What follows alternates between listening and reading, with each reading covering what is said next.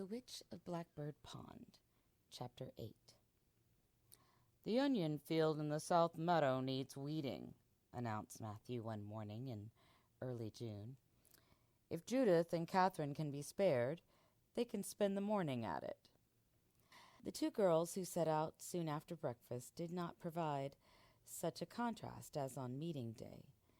Scandalized to see Kit wearing out her finery with scrubbing and cooking, Rachel and Mercy had made her a calico dress exactly the same as Judith's. It was coarse woven and simply made, without so much as a single bow for trimming, but it was certainly far more suited to the menial work she had to do in it. Beyond a doubt, too, it had made for an easier relationship with her cousin. This morning Judith seemed almost friendly. "What a wonderful day!" she exclaimed. "Aren't you glad we don't have to stay inside, Kit?"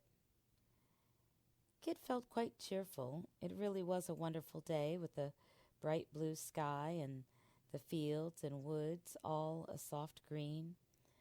The roadway was bordered with daisies and buttercups, pale and thin, of course, compared to the brilliant masses of color in Barbados, but pretty all the same. And for the first time since she'd come to Wethersfield, she did not feel chilly. The girls passed the meeting house, turned down Short Street, and went on down the pathway that was known as the South Road. The great meadow, Judith explained, was the grassy land that lay within the wide loop of the river. "No one lives there," Judith told her, "because in the spring the river floods over, and sometimes the fields are completely covered. After the water goes down, we can use the land. 'Tis good, rich soil, and every landowner has a lot for pasture or gardens. Father is entitled to a bigger lot, but he has no one to help him." As they came out from the shelter of the trees and the great meadows stretched before them, Kit caught her breath. She had not expected anything like this. From that first moment, in a way she could never explain, the meadows claimed her and made her their own. As far as she could see, they stretched on either side, a great level sea of green, broken here and there by a solitary, graceful elm. Was it the fields of sugar cane they brought to mind, or the endless reach of the ocean to meet the sky? Or was it simply the sense of freedom and space and light that spoke to her of home? "If only I could be here alone, without Judith or anyone," she thought with longing. "Some day I'm going to come back to this place, when there is time just to stand still and look at it." How often she would come back she had no way of foreseeing, nor could she know that never in the months to come would the meadows break the promise they held for her at this moment, a promise of peace and quietness and of comfort for her troubled heart. "What are you looking at?" demanded Judith, turning back impatiently. "Father's field is farther on." "I was wondering about that little house," said Kit, by way of excuse. "I thought you said no one lived down here." Far over to the right, at the edge of a marshy pond, a wisp of smoke curled gently from a lopsided chimney. Beyond the little shack something moved. Was it a shadow, or a slight stooped figure? "Oh, that's the Widow Tupper." Judith's voice was edged with contempt. "Nobody but Hannah Tupper would live there, by Blackbird Pond, right at the edge of the swamp, but she likes it. They can't persuade her to leave." "What if the river floods?" "It did 4 years ago, and her house was covered right over. No one knows where she hid, but when the water went down, there she was again. She cleaned out the mud and went right on as though nothing had happened. She's been there as long as I can remember." "All alone?" "With her cats. There's always a cat or so around. People say she's a witch." Do you believe in witches, Judith? Maybe not, said Judith doubtfully. All the same, it gives me a creepy feeling to look at her. She's queer, that's certain, and she never comes to meeting. I'd just rather not get any closer. Kit looked back at the gray figure bent over a kettle, stirring something with a long stick. Her spine prickled. It might be only soap, of course. She'd stirred a kettle herself just yesterday. Goodness knows her arms still ached from it. But that lonely figure in the ragged, flapping shawl, it was easy enough to imagine any sort of mysterious brew in that pot. She quickened her step to catch up with Judith. The long rows of onions looked endless, their sharp green shoots already half hidden by encroaching weeds. Judith plumped matter-of-factly to her knees and began to pull vigorously. Kit could never get over her amazement at her cousin. Judith, so proud and uppity, so vain of the curls that fell just so on her shoulder, so finicky about the snowy linen collar that was the only vanity allowed her, kneeling in the dirt, doing work that a high-class slave in Barbados would rebel at. What a strange country this was. "Well, what are you standing there for?" Judith demanded. "Father says we have to do 3 rows before we can go home for dinner." Kit lowered herself gingerly and gathered a half-hearted handful. At the second tug, an onion shoot came too, and glancing to see if Judith had noticed, she guiltily thrust the tiny root back into the earth and patted it firm.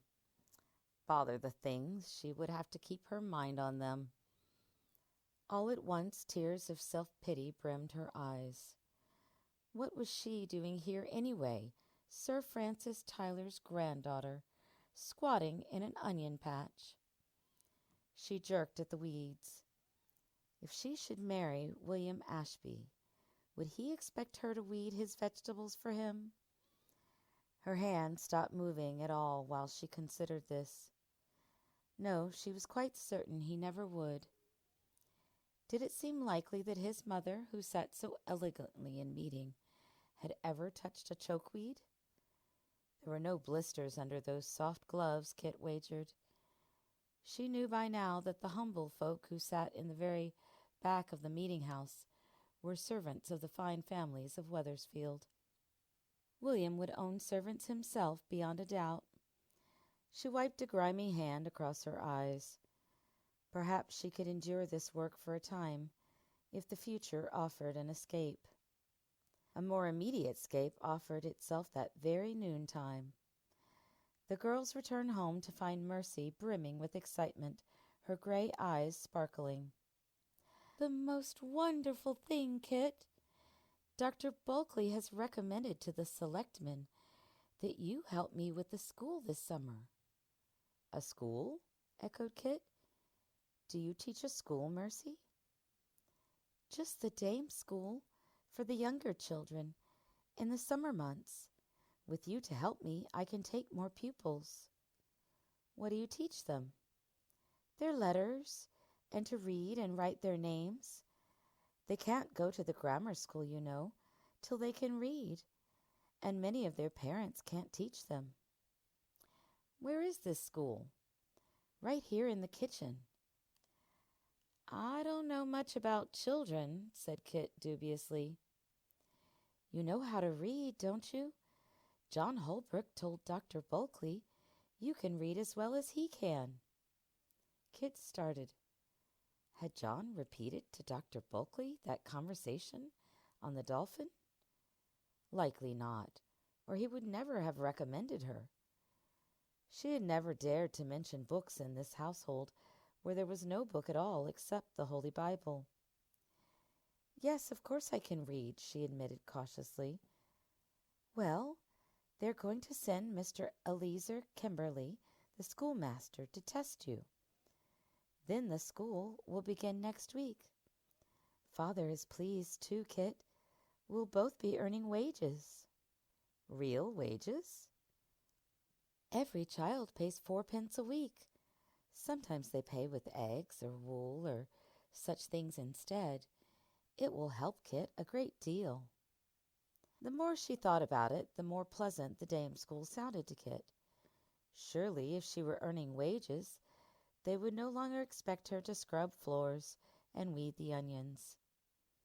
Even more, a feeling of satisfaction, even of triumph, began to grow in her mind.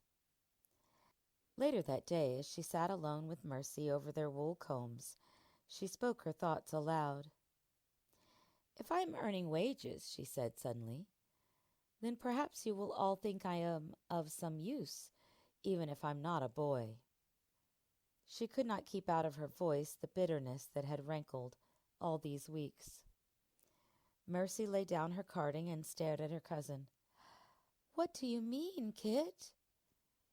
"That first night I was here," confessed Kit, "Judith said if only I had been a boy." "Oh, Kit!" Tears suddenly flooded Mercy's eyes. "You heard that? Why didn't you tell me before?" Kit looked down in embarrassment. She wished now that she had held her tongue. "She didn't mean what you think, Kit. It's just that Father needs a boy so much to help." Mercy hesitated. "Mother has never told you much about our family, has she?" She went on. "You see, there was a boy, their first child, 2 years older than I. I barely remember him. We both caught some kind of fever. I got well, except for this leg, but he died." "I didn't know," whispered Kit, stricken. "Poor Aunt Rachel." "There was another boy after Judith," Mercy continued. "He lived only a week. Mother said it was the will of God, but sometimes I have wondered. He was very tiny, born early, but on the 3rd day he had to be baptized. It was January and terribly cold. They said the bread froze on the plates at communion that Sunday. Father bundled him up and carried him to the meeting house. He was so proud. Well, of course that was a long time ago, but after that Father changed, and it has been a struggle trying to manage without a son to help. That's all we meant, Kit." Kit sat silent, her own bitterness forgotten. "I will try harder to understand him," she vowed. But oh, poor Aunt Rachel, who had been always laughing.